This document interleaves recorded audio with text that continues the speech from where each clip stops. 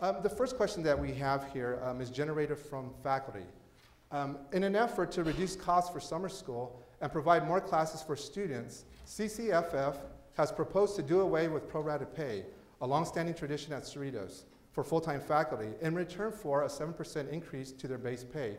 What is your position on this matter? Jane? Community colleges have taken a 12% budget cut since 2008.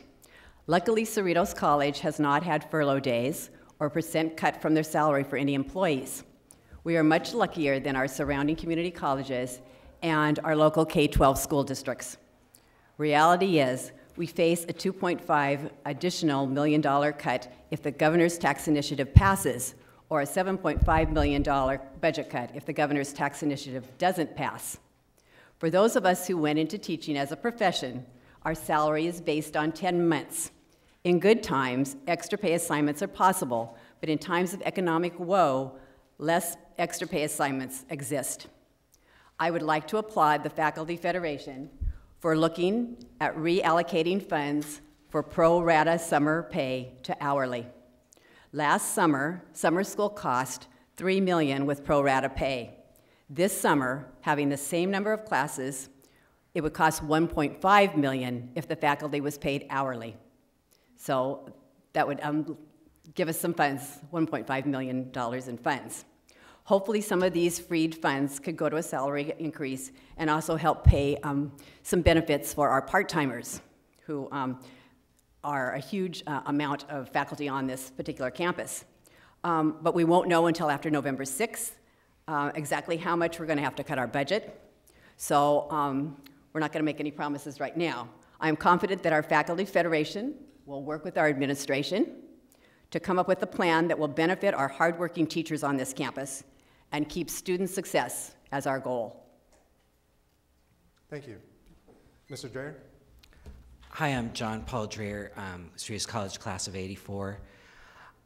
I think that this proposal by the faculty is a great starter for contract negotiations to complete a full contract for the Cerritos College faculty that has gone without a full, complete contract for many years and has one of the lowest pays in the county for a community college. We should have been working on this years ago to reward the teachers that helped to train me to become a teacher. And we also need to pass Prop 30, definitely, but we're still going to be facing budget cuts. We need everyone's ideas going to the negotiating table, from students, from staff, from the community, looking at best practices in other colleges, universities, to improve our budget situation and to save as many jobs as possible and not cut any jobs, and to keep student classes available. And that's all I want to say right now. Thank you. Okay, thank you. Moving on to the next question here. This is a two-part question. I'm just going to go ahead and read out the entire question. John Paul Drayer, you'll be responding first to this question. This is a two-part question, obviously. In these economic times, there's a public call for shared sacrifice. How would you implement this? Part B, how will you boost the morale of part-time faculty who teach a significant portion of our students, whose pay scales are the lowest in the state, whose office hours are uncompensated, and who receive neither benefits nor job security? I want to say that my father was a part-time professor here at Cerritos for Administration of Justice, and he did not receive benefits, but he also had a full-time job. Maybe for faculty that do not have full-time jobs or have benefits through their spouse, that they could get benefits through the college. And I think that all the members of the board should give up their benefits until all the part-time faculty that does not have benefits has it.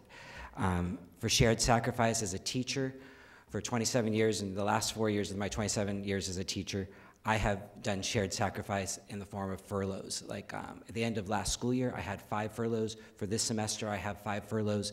Depending on Prop 30, I might have to have, they're saying maybe even up to 20 furlough days, and we'll end school 1 month early. And I know that's part of the proposal for looking at summers, having to save money through the summer with pro rata pay. If we do have to go through shared sacrifice, it should be an equal percentage of the budget from each staff category. I worked as a peer counselor here on campus. I was an employee. I understand how that is. Most of your pay is based on your salary. But we need to save as many jobs as possible if we do the furlough option, if that is negotiated. And it needs to be negotiated in good faith bargaining. That's very important. Thank you. Now, there's a second part of that question. Do you want to go ahead and address it as well?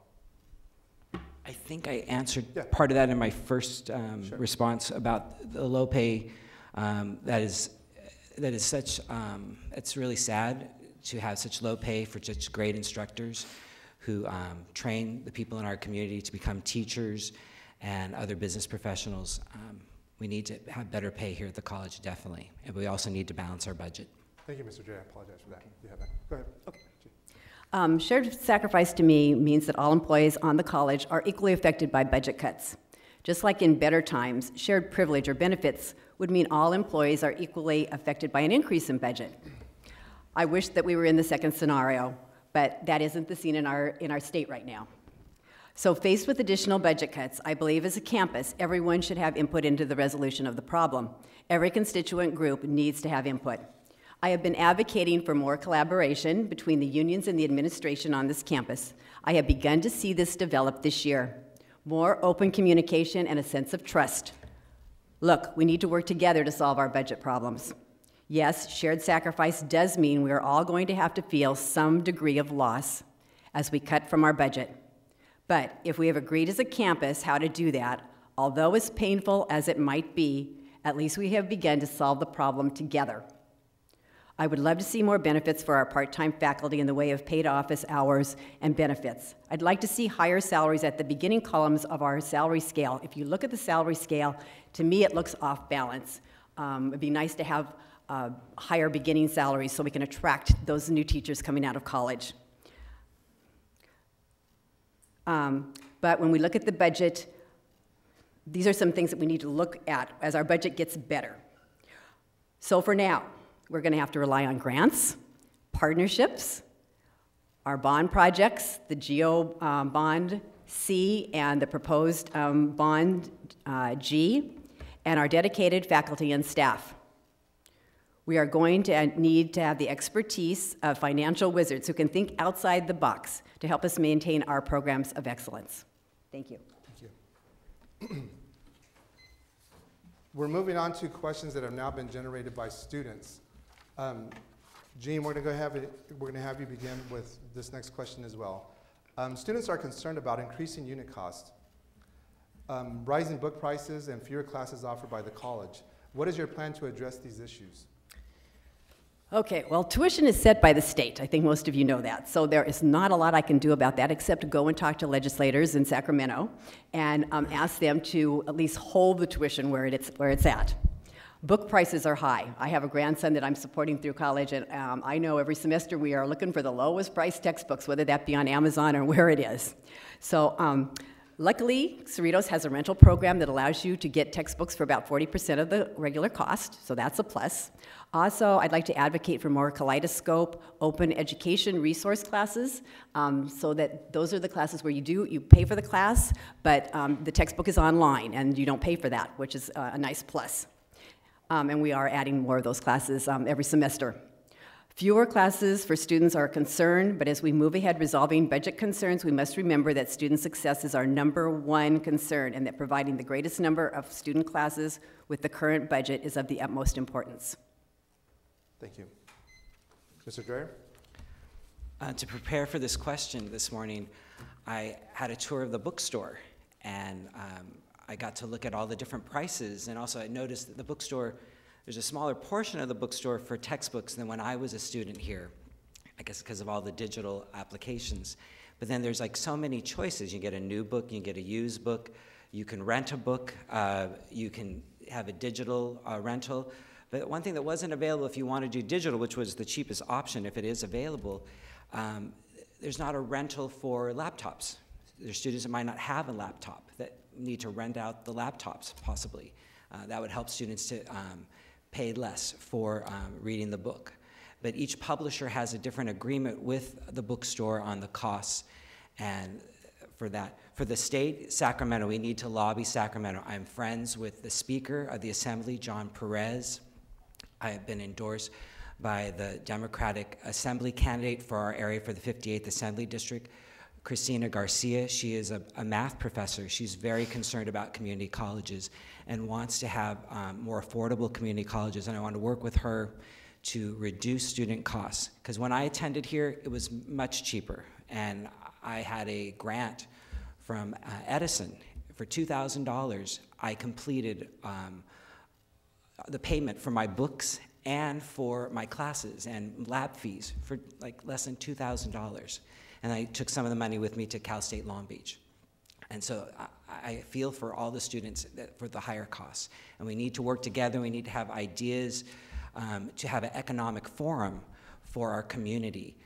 My city, or my hometown of Bellflower, is in an economic depression. We need to have an economic forum with all the cities in the district to build our economies so we can grow our business base and our tax base. Thank you. Thank you, Mr. Drayer. We're moving on to the last question of the forum, which is also a student-generated question here. Many of the students at Cerritos College lack basic skills. They need academic guidance and traditional classroom instruction as opposed to computer-aided instruction. At the same time, in this physical crisis, an increasing number of students are unable to transfer to a four-year university due to section cuts. How do you ensure an open access community college stay true to its mission? Mr. Drayer, go ahead and begin with this question, please. I have been shocked at what's happening to students. You're impacted. You have to have a certain GPA, 3.75, to get into some programs at Cal State Long Beach. Other ones are just closed, or there's waiting lists. That's not what I grew up with. It's not fair to this generation. We need to really think outside the box. Like some state universities started as community colleges. And I know we have Norwood, a private four-year university here on campus. We need to look at other partnerships like that, or ask the state for certain programs that are impacted at the state university or UC system. Can we start a four-year program like we do for nursing? Can we open it up here at the community college to serve the needs of our students and the community and the business community? We need to look at that. But we also have to balance our state funds, and we have to look at maybe a referendum on the ballot to change or get a waiver from the state for the mission of our school to meet the needs of our community. Thank you. Thank you, Mr. Drayer. Ms. McHatton? Yes. All students at Cerritos must follow the AOC program.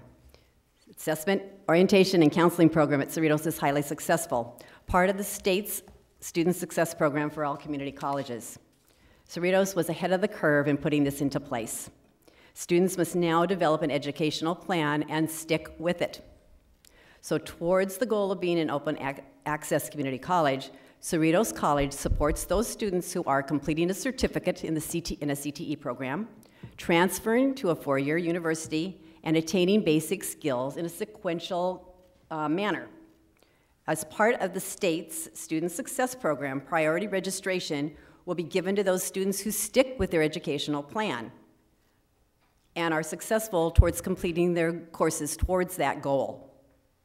Cerritos is proud of their Student Success Program, including tutorials and workshops that help students succeed in classes, their Veterans Program, outstanding students, and award-winning faculty and staff.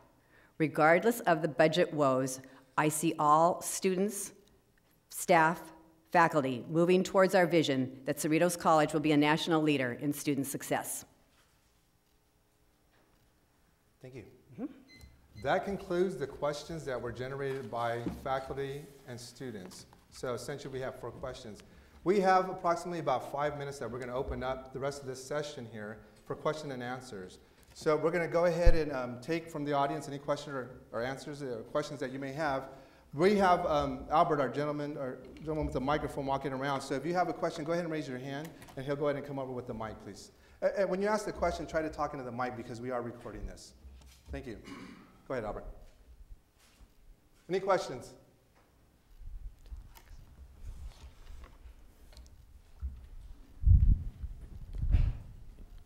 Yes, my name is Raul Samaniego. I'm a reentry student here at Cerritos, currently on the Talon Mark staff as a staff writer.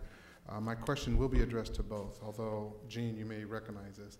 As a returning student, older student, who's returned to the educational system, and a lot of times I'm confused with being staff here in regards to being a professor.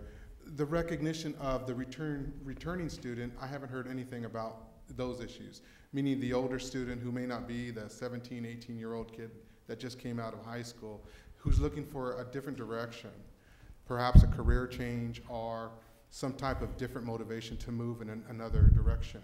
I too, like my classmate Drayer here, I graduated here in '83, yet 30 years later I'm back here trying to find a new direction. What are some of your plans, either of you, for looking at the older student, their needs, their direction? Thank you. Go ahead. I have served as a peer counselor and an intern counselor here at Cerritos, and I worked at the career the Career Center at Rio Hondo College, and I would work with students and direct them to the counseling and career centers to take assessments to see where they're at today, like where are their interests, their abilities, especially if they've been out of the classroom for 30 years, what are their career experiences that could lead to a new job in today's marketplace so they can find a job and also meet the needs they have in readjusting to college life, and send them to the counseling center and get support from other reentry students. Well, regardless of age, you still, at Cerritos College, you still have to do the AOC program. So you're doing the assessment and you're doing the orientation, and you're, I would emphasize the most important part is the counseling, because you want to get in, you want to talk to a counselor who can really guide you into a position that's going to be suitable for someone who is your age, whether you be 18, 25, 30, 40, 50, or 60. The counseling staff at Cerritos College, always been very, very happy with. If I've referred anybody and had a question for them, they immediately got back to me and got back to that student. So I think counseling is a definite plus here at the college, and I would hope that they could guide people to have a good educational plan that would make them successful regardless of their age. Thank you. We have another question? I'm a student here, and I just wanted to know how you guys are going to try and, this is for both of you, how you would try and make the budget available for summer school, because there's rumors that it's being canceled again, and summer school is really important to the students here on campus, and that's not something we want to see taken away. Ms. McHatton, do you want to go first this time? Sure. I have not heard that that was, well, of course, that is a possibility if we're going to have the $7.5 million budget cut. You know, everything's up for grabs at that point. But if we're only cutting $2.5 million, I have not heard that that's a possibility. I'm sure that summer school is online to go along to happen summer 2013. And if it does happen that we do have to cut the 7.5, we're going to have to look for some alternative funding, I would hope, so that there would be some at least basic skills classes offered during summer school. Yeah, everything's in flux depending on what happens with the propositions, and if we're going to have to cut $3 or $7 million. We could offer a shorter summer school, but have a shorter session, and then maybe shut down the campus and turn off the lights and save money. That's what we do in elementary school. We save on our utility costs. We have to think outside the box. We need ideas from students, staff, the community to save money. We should have been doing that. We already are in debt right now. We should have been doing that and should do it right now to find ways and do it right now to cut the budget so we don't have such a big cut at the end of the semester. Thank you, Mr. Drayer. We have time for approximately one more question. Go ahead. Hi. With all the hard times, how will you ensure that money scandals like cash in lieu money scandal the community was informed about this last April will not happen again? And why haven't these issues been brought to the public forum before? Whoa. Could you have her repeat that? Can you repeat that a little bit slower, please? Oh, sorry. With the hard times and the budget cuts, how will the board ensure that money scandals like the cash in lieu money scandal the community was informed about this last April will not happen again, and why haven't these issues been brought to the public forum before? Who answers first? Jean, do you want to go first this time, please? I don't really know that cash in lieu was a scandal. It's, you know, it is something that does happen. It's an alternative that is offered to faculty and staff on this campus. We are looking at everything in the budget. Let me go on and say that. We are looking at everything on the budget on this campus. And like I said, I want every constituent group to have a part of that budget decision.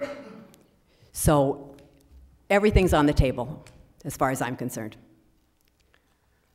And we're going to solve the problem so that with student success as our goal and providing benefits and the best salary we can for staff and faculty. Thank you. I'm aware of the scandal, and that's why I brought it up earlier, that my father, as a part-time professor for criminal search and seizure, did not receive benefits as a part-time professor at Cerritos in the past. But I know board members have, but is that fair? Like, yeah, part-time employees don't get it, but part-time trustees do. Where's the fairness in it? It's like people are asking for the same kind of health care benefits as the U.S. Senate. You know, like, we're all Americans, so why can't we have the same benefits? So it was a scandal, and I will not accept cash in lieu. Thank you. That's all the time that we have this morning for this first session. We're very time conscious in terms of making sure that everybody has the same amount of time here. Personally, as a member of CCFF, the executive board, and as a faculty member, I'd like to thank you, Trustee McHatton, for being here this morning and participating in the forum. I want to thank you as well, Mr. Drayer, for participating. We're going to go ahead and wrap it. Will you share with me a round of applause and give me that appreciation?